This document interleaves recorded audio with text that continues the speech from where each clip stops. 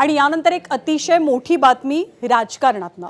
दोनही राष्ट्रवादींचं विलीनीकरण आजही होऊ शकतं, पण फक्त चर्चेची तयारी हवी असं मत आता व्यक्त केलं जात आहे। राष्ट्रवादी काँग्रेस पक्षातल्या अजित पवारांच्या राष्ट्रवादी काँग्रेस पक्षातल्या एका ज्येष्ठ नेत्यानं या संदर्भातली माहिती दिली आहे। राष्ट्रवादीच्या नेत्या म्हणून विलीनीकरणासंदर्भात सुनेत्रा पवारांसोबत चर्चा केली जाऊ शकते।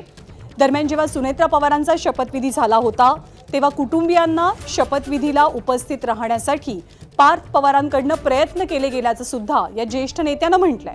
पण पवार कुटुंबीय शपथविधीला आले नाही याची खंत मनात असल्याचं सुद्धा या ज्येष्ठ नेत्यानं सांगितलंय। त्यामुळे राष्ट्रवादीच्या विलीनीकरणाचा विषय हा अजितदादांच्या निधनानंतर अधिक चर्चेत आला। आता सुद्धा चर्चा होऊ शकते असं संबंधित नेत्याचं मत आहे। सोमेश कोलगे आपल्याला अधिक माहिती देत आहेत। सोमेश, आजच बरोबर अजितदादांच्या निधनाला 2 महिने पूर्ण झालेत आणि अशातच विलीनीकरणाची चर्चा कशी नव्यानं सुरू झाली आहे? ज्ञानदा, राष्ट्रवादी काँग्रेस पक्षाच्या एका ज्येष्ठ नेत्यांनी खासगीत बोलताना हे म्हटलेलं आहे की आता राष्ट्रवादी काँग्रेस पक्षाच्या नेत्या सुनेत्रा पवार आहेत आणि सुनेत्रा पवारांसोबत चर्चा करायला आलं पाहिजे जर विलीनीकरण करायचं असेल तर। विलीनीकरणाबाबत चर्चा आजही होऊ शकते। अजित पवारांच्या हयातीत याविषयीची चर्चा झाली होती, परंतु त्यांच्या निधनानंतर एक अशी परिस्थिती निर्माण झाली की ज्यातून अजित पवारांचा परिवार, त्यांचं कुटुंबच बाजूला फेकलं जाईल आणि राष्ट्रवादी काँग्रेसचं विलीनीकरण होईल।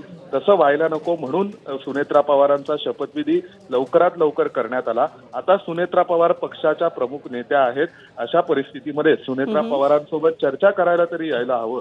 जर विलीनीकरण करायचं असेल तर अजितदादांच्या स्वप्नपूर्ती करायची असेल तर, असं एका राष्ट्रवादी काँग्रेस पक्षाच्या ज्येष्ठ नेत्यांनी खासगीत बोलताना मत व्यक्त केलंय।